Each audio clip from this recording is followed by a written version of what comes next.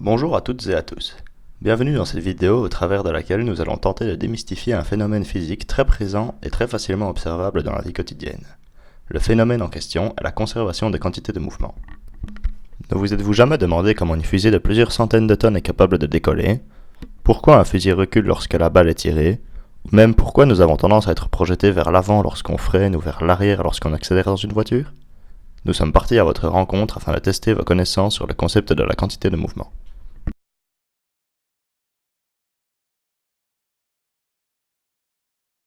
En physique? Oui, ça fait longtemps que je l'ai pas vu, mais oui.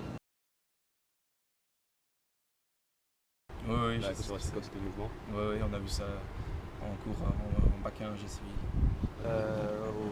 Oui, je l'ai vu dans les applications avec des satellites, etc. Ouais, Et ok, d'accord.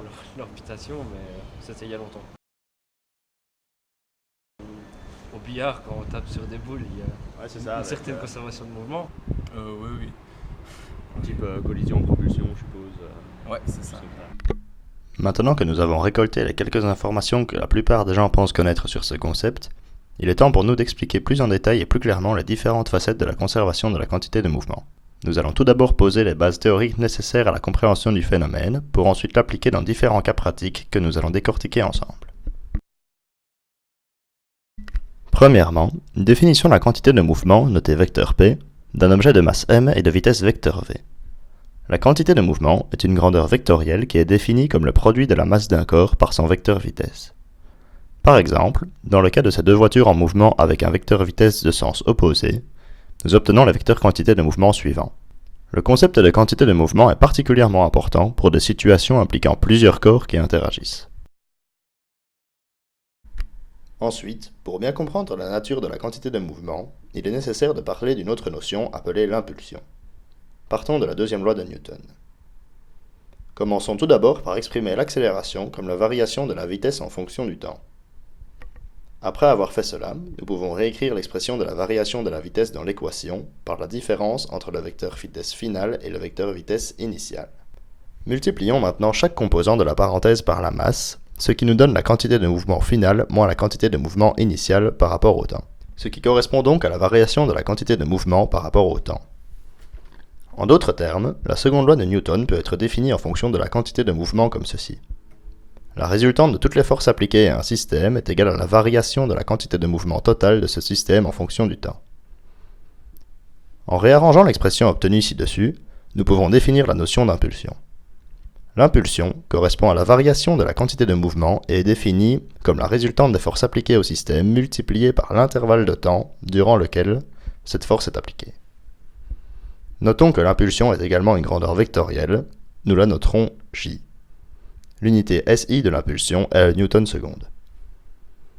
Pour résumer, l'impulsion d'une force qui agit sur une particule ou un système pendant un intervalle de temps est égale à la variation de la quantité de mouvement de cette particule ou de ce système. Cette notion sera utile pour comprendre les expériences qui suivent, ainsi que pour différencier la quantité de mouvement de l'énergie cinétique plus loin dans la vidéo. Avant de poursuivre, il est important de bien visualiser ce qu'est un système isolé. En physique, les forces que les corps s'appliquent les uns sur les autres sont appelées forces internes, contrairement aux forces externes qui elles s'appliquent sur n'importe quel point du système. Dans le cas où la résultante des forces externes au système étudié est nulle, le système est dit isolé. Le système formé par les deux balles de basket que voici est donc dit isolé. Pour cet exemple, nous négligeons les forces de frottement. Essayons maintenant de comprendre pourquoi la conservation de la quantité de mouvement est grandement utile dans un système composé de plusieurs corps. Comme constaté précédemment pour l'impulsion, le vecteur quantité de mouvement est lié à la seconde loi de Newton. En effet, celle-ci affirme que la somme des forces exercées sur un corps est égale à la masse du corps multipliée par le vecteur de l'accélération qu'il subit. Ce qui est donc par conséquent équivalent à réécrire que la somme des forces exercées sur un corps est égale à la variation de la quantité de mouvement d'un corps en fonction du temps. Prenons l'exemple de ces deux astronautes qui poussent l'un sur l'autre dans un système isolé. La force nette exercée par l'astronaute A est donc égale à la force qu'exerce B sur A et est égale à la variation de la quantité de mouvement de A sur un intervalle de temps t, et réciproquement pour le corps B. Par la troisième loi de Newton, qui est la loi d'action-réaction, la force du corps B sur le corps A est toujours égale en intensité et de direction opposée à la force que le corps A exerce sur le corps B. En définissant P comme étant la quantité de mouvement totale des corps du système, nous obtenons la relation suivante. Nous arrivons donc à la loi générale valable pour n'importe quel système isolé. Le système devant obligatoirement se trouver dans un repère inertiel, puisque cette loi générale découle elle-même des lois de Newton. Pour le cas des astronautes, la quantité de mouvement du système est nulle au départ puisqu'ils sont à l'arrêt. Tandis qu'après s'être poussés, les deux astronautes de même masse sont propulsés à la même vitesse de direction opposée. Et donc, en additionnant la quantité de mouvement des deux astronautes, nous arrivons aussi à une quantité de mouvement du système nulle, et donc la variation de quantité de mouvement sur l'intervalle de temps t est bien égale à 0.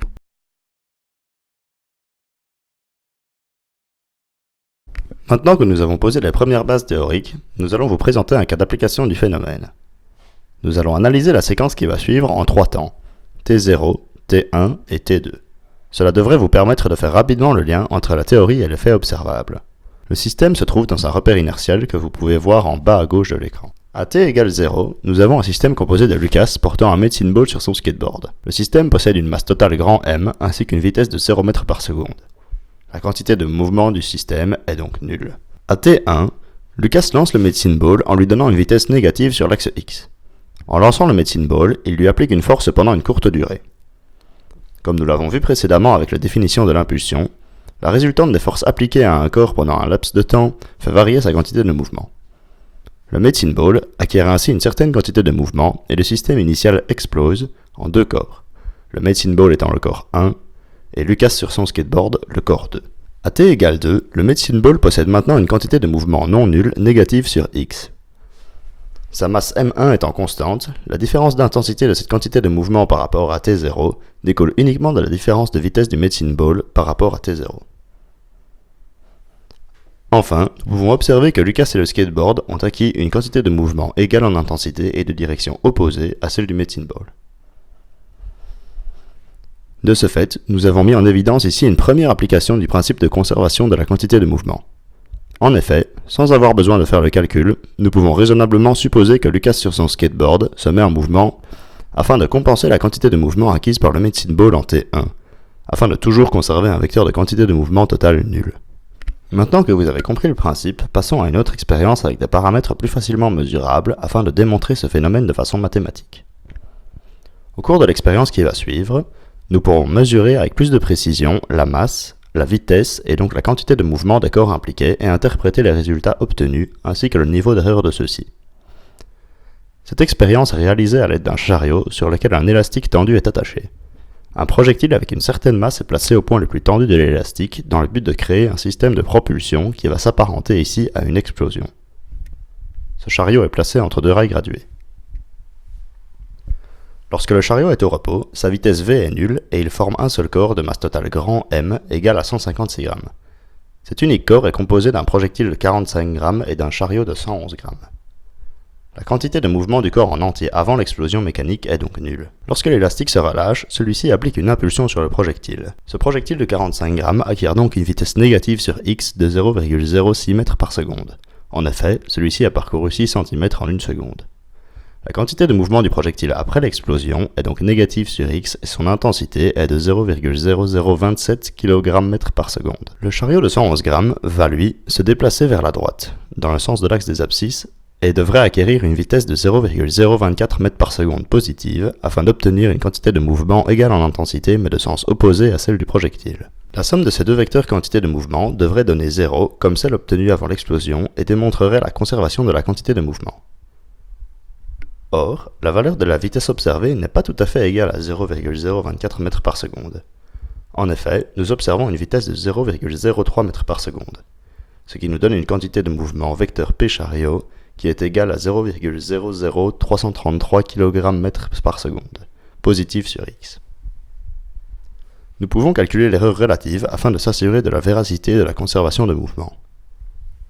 Nous obtenons un pourcentage d'erreur de 18%, ce qui est relativement faible, sachant que le chronométrage n'était sans doute pas parfait et les forces de frottement présentes lors du déplacement du chariot étaient négligées.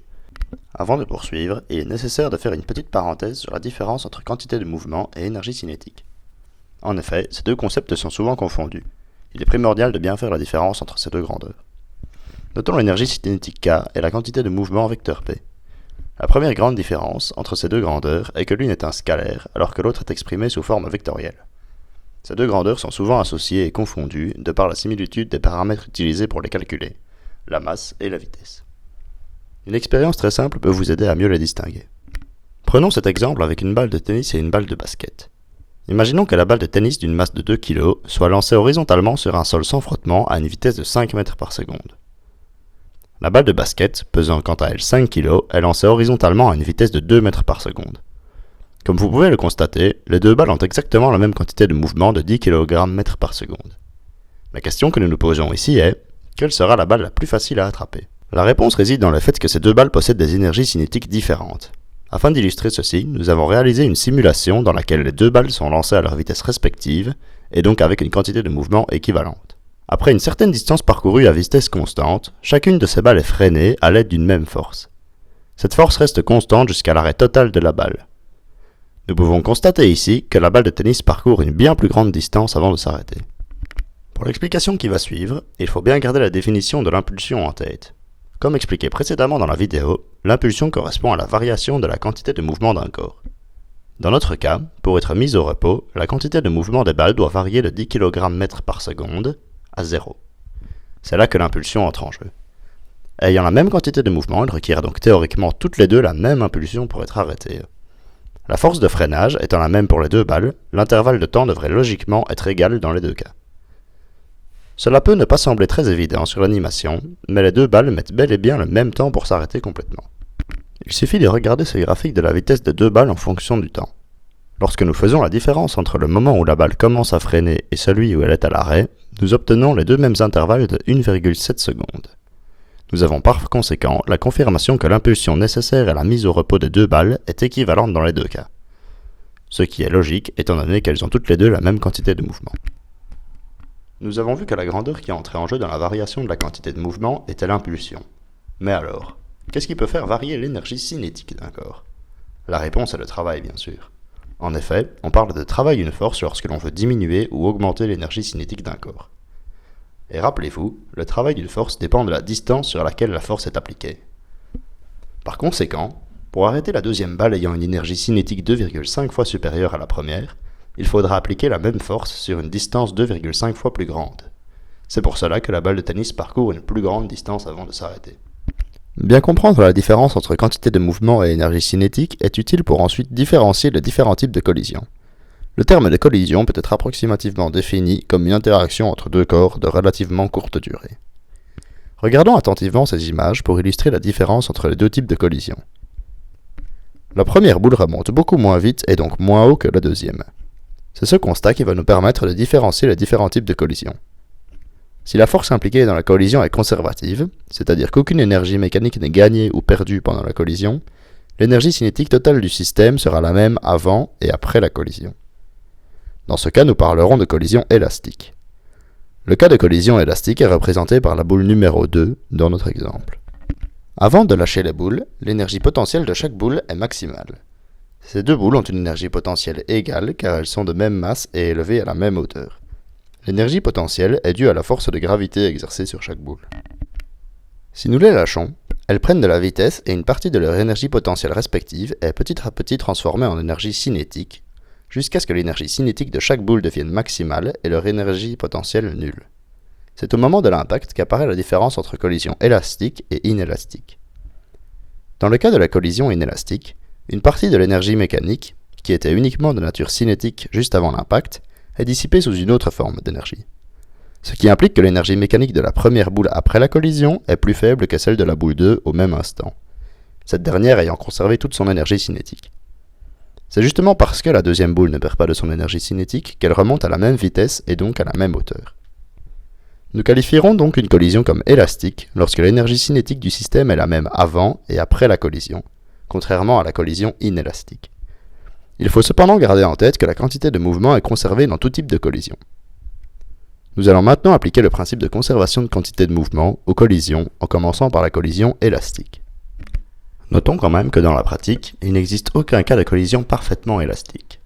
En effet, l'énergie cinétique n'est jamais entièrement conservée et des pertes se font lors du choc, par exemple sous forme de chaleur, de déformation ou encore sous forme de bruit. Néanmoins, il est possible de trouver des cas où on se rapproche fortement des collisions élastiques.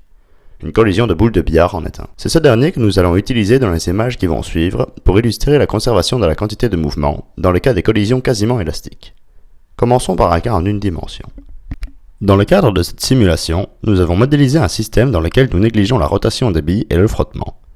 De plus, toutes les boules ont la même masse, la même constante de raideur, et la boule noire est lancée à vitesse constante. Elle possède donc une quantité de mouvement initiale. Comme nous pouvons le constater dans l'animation, la vitesse de la première boule est entièrement communiquée à la dernière, au travers des autres boules. Il n'y a donc à chaque fois qu'une seule boule en mouvement. Les boules étant de même masse, il est donc très clair que la quantité de mouvement initiale de la boule noire est entièrement communiquée à la boule bleue, de même que l'énergie cinétique. Ainsi, la quantité de mouvement initiale est donc égale à la quantité de mouvement finale, ce qui confirme donc l'application de ce principe dans le cas de collision quasi-élastique. Pour une approche plus analytique, voici un graphe de la vitesse des différentes boules en fonction du temps. On peut y voir très clairement les différentes étapes de collision. De t égale 0 secondes à t égale 0,39 secondes, nous avons la boule noire se déplaçant à vitesse constante de 2 mètres par seconde. Il y a ensuite une première collision avec la boule rouge, d'un laps de temps très court, durant lequel la boule noire va entièrement communiquer sa vitesse à la boule rouge. Le même phénomène se répète entre les autres boules jusqu'à la boule bleue, qui s'éloigne ensuite des autres à une vitesse constante de 2 mètres par seconde. Ce phénomène est également applicable en deux dimensions, comme on peut le voir ici avec cette simulation un peu plus proche de la réalité. En considérant les boules comme des objets ponctuels, cela revient à dire que nous travaillons dans un plan dans lequel nous pouvons définir deux axes perpendiculaires, OX et OY. Nous pouvons maintenant appliquer la conservation de quantité de mouvement selon ces deux axes. Passons maintenant au cas de collision inélastique et prenons le cas extrême de collision complètement inélastique pour bien exprimer le phénomène. La collision parfaitement inélastique est une collision inélastique après laquelle les différents corps impliqués ne forment qu'un seul corps. L'exemple de ces deux chariots qui s'accouplent au moment de la collision en est un exemple parfait. En négligeant les forces de frottement, nous pouvons considérer qu'aucune force extérieure n'agisse sur le système pendant la collision. Nous sommes toujours dans un repère inertiel et donc le principe de la conservation de quantité de mouvement devrait pouvoir y être appliqué. Merci d'avoir suivi cette vidéo. Nous espérons vous avoir éclairé sur le concept de la conservation de la quantité de mouvement. Si vous avez des questions, n'hésitez pas à nous les poser en commentaire. Si vous désirez tester vos connaissances et vérifier que vous avez bien compris le principe de conservation de la quantité de mouvement, nous vous proposons un petit test en ligne. Vous pouvez y accéder via le lien qui s'affiche en bas de votre écran. Pour des explications théoriques plus poussées, nous vous invitons à lire le rapport théorique que vous pourrez télécharger via le lien en description.